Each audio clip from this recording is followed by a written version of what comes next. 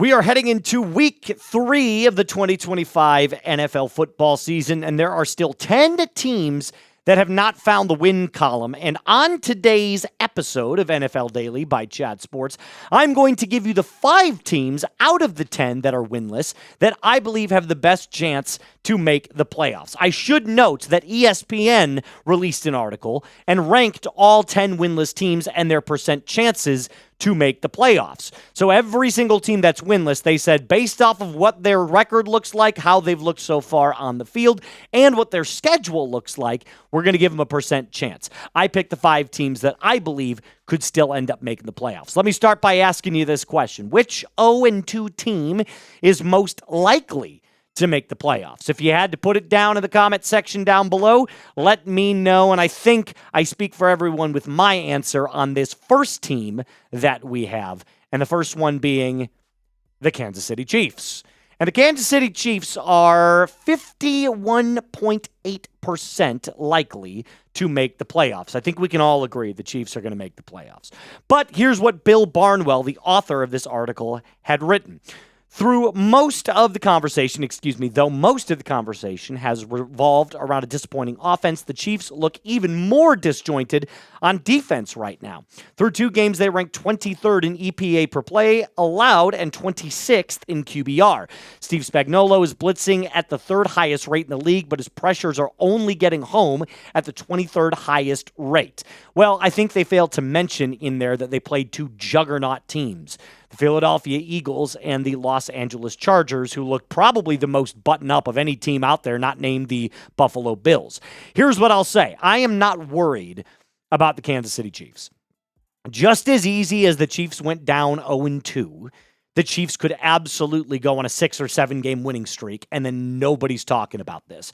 We are talking about a team that has won a Super Bowl 3 times in the last, 6 years? I mean, they are unbelievable. This is still Patrick Mahomes. This is still Andy Reid. And while they might not be the dominant force that they were last year, or even in the earlier part of the dynasty, the Kansas City Chiefs should still be around a 10 or 11 win team this year. Granted, they might not be the powerhouse that they once were known for. So some key matchups that they've got coming up. The Ravens, you got to get a W there on September 28th. The Lions on October 12th. And then, of course, the Bills, who look like one of the best, if not the best team in the NFL outside of the Green Bay Packers. Let's go to our second team with the chances to make the playoffs, the Houston Texans at 24.3%. I should note, by the way, these are not my percentages. These are ESPN's percentages. Bill Barnwell says this about the Texans. It's one thing to lose 2 close games to a pair of last season's playoff teams. It's another to play the way the Texans have doing so. After devoting every single resource this offseason to fixing their most obvious weakness, they looked as if nothing has changed. Even with a new offensive coordinator and new players, the Texans still can't sort out pressure and protect quarterback C.J. Stroud. Here's what I got to say. The Texans are going to be fine. I'm not worried about DeMeco Ryans. I'm not worried about that offense. I'm not worried about C.J. Stroud in the long term. But I do have concerns because the very last part of that quote from Barnwell is exactly what I think a lot of Texans fans and NFL fans also see about the Texans. Their offensive line sucks. They cannot protect the quarterback. Is some of this on a regression from C.J. Stroud? Maybe, but I don't think it's nearly that case other than the Texans just have an awful offensive line. They've got to get it figured out. And for all the resources that they dumped into that offensive line, it still doesn't look good. So who are their key matchups? Well, they got the Ravens, again, on October 5th. You're going to see the Ravens on a lot of people's lists. The 49ers, who, if they got Brock Purdy back, Kyle Shanahan's still an offensive play-calling genius. And then, of course, the Broncos, who have a very, very stout defense on November 2nd. So they also have some tough matchups coming. And Indianapolis in their own division looks better than we originally thought. So they might have their hands full, but I still think they make the playoffs, if not as the division winner, as a wild card team for sure. Here's where it starts to get a little bit shaky because I'm not going to lie to you. Outside of the Texans and the Chiefs, the rest of these teams on paper, it doesn't look good. Let's start with the Giants, though. And I have the Giants on this list because I believe the Giants have actually gotten significantly better as a team. Here's what Barnwell wrote about the Giants. There isn't just one problem. The Giants aren't a good conventional run team, so they rely heavily on bootlegs and quarterback movement to try to misdirect defenses. Those haven't yielded open receivers. Malik Neighbors, who is their number one target, is their best playmaker and most likely to win one-on-one in tight quarters, but he was just targeted 3 times inside the 20 in week 1.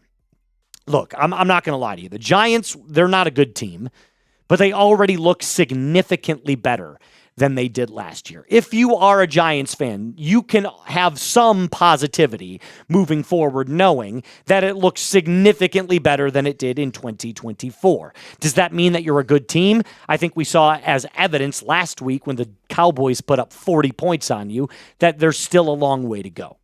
However, I think the saving grace out of all of this is the fact that Jackson Dart is still not starting. I know Russell Wilson put up a career week in passing yards against the Cowboys, but the Cowboys defense looks like a dumpster fire. I believe that Jackson Dart could be the ace up Brian Daboll's sleeve. I think he'll start as early as week 6. I don't think you're going to see him any earlier than that, but I don't think you're going to see him any later than like week 9, especially if by week 6 the Giants are 2-4, 1-5, you're probably not going to see Russell Wilson leading that charge any longer than that. So what are the key matchups here for the Giants? The Chiefs, which they've got this coming week, then they've got the Chargers, and then their gauntlet of a schedule is insane. The reason I have them making the best chance to make the playoffs out of these teams, or outside of the Chiefs and Texans, is because, like I said, I do believe they've gotten better. I think offensively, there's a lot to work with.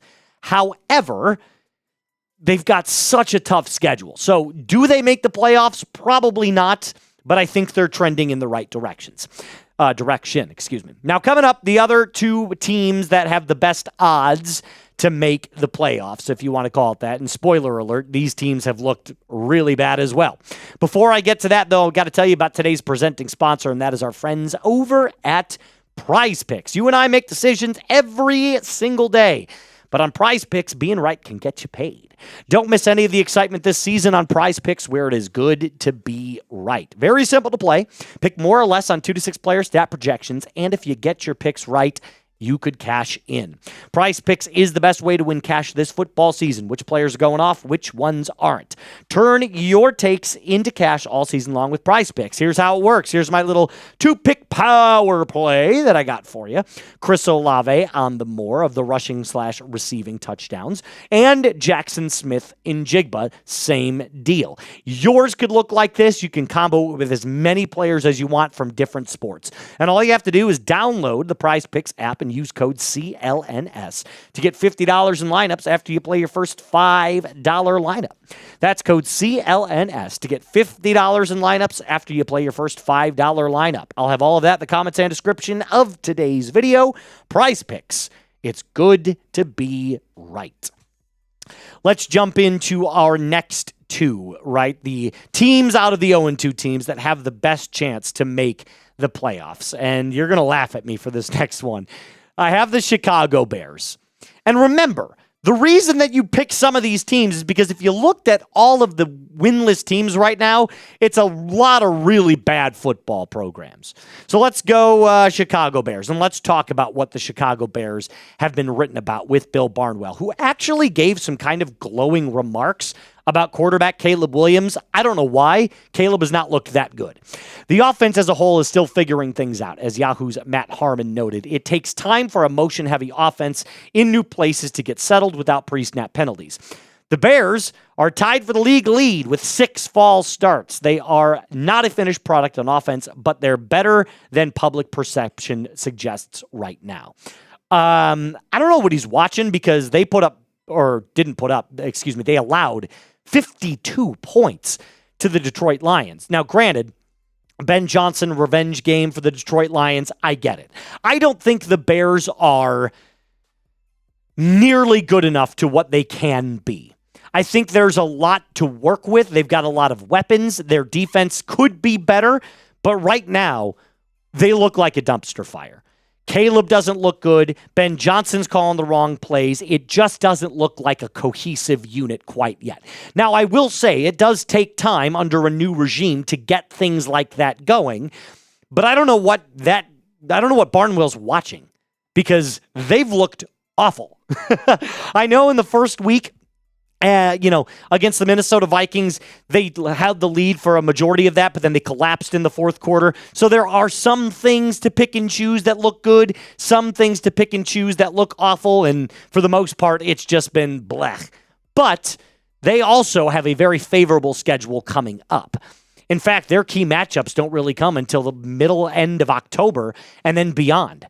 The Ravens, Eagles, and Packers are all really, really good teams. But from now until then, it's a pretty favorable schedule, especially with J.J. McCarthy now being out for a considerable amount of time and him not looking good either. So I'll ask you this question. Will the Chicago Bears make the playoffs? Yes or no? No.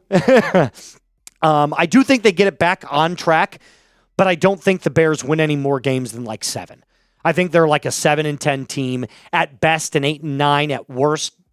4-13. I think they're somewhere between 4 and 8 wins this season, based off of what we've seen so far. Let's end out today's episode with the New Orleans Saints. And I know what you're thinking. The Saints suck. Well, their roster isn't good, but I think there's a saving grace and a silver lining in all of this. Here's what Bill Barnwell says about them. A lot of these teams could make the case that they are a player 2 away from being 2-0. The Saints might be a player 2 away from being a player 2 away from being 2-0.